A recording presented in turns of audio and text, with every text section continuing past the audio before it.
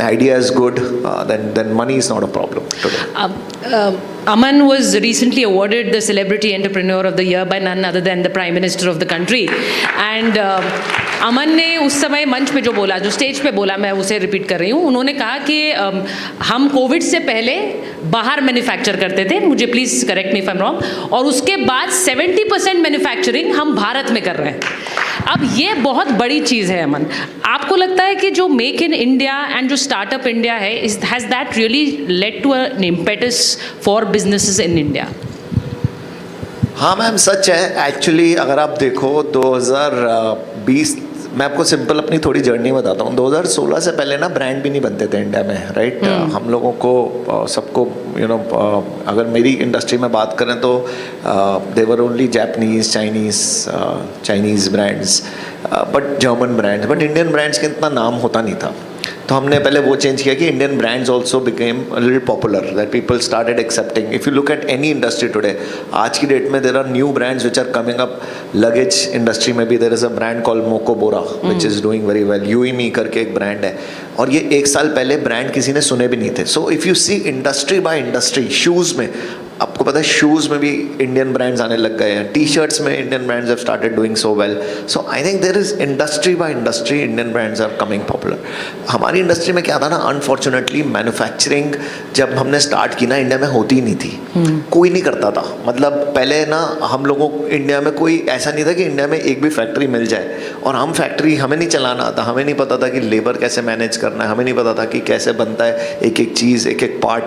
तो हमने जहाँ गए वो थी चाइना. तो चाइना में सब बन रहा था. वियतनाम, चाइना, ताइवान, ये 3-4 कंट्रीज थी जिन्होंने लिया हुआ था electronic manufacturing.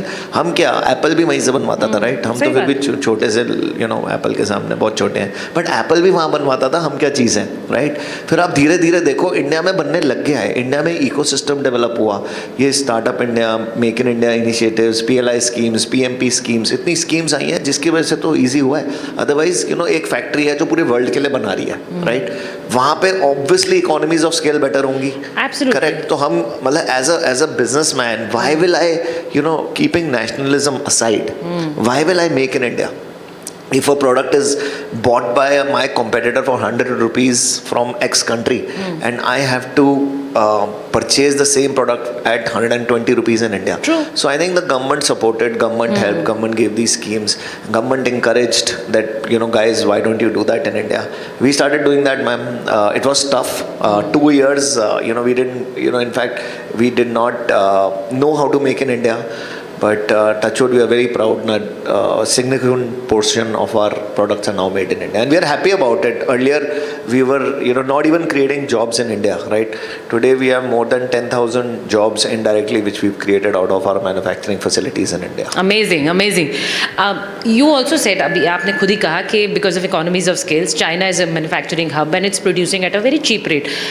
How do you see Indian entrepreneurs? आप Indian entrepreneurs को vis-a-vis और manufacturing in India को vis-a-vis China अभी कैसे देखते हैं in the present state?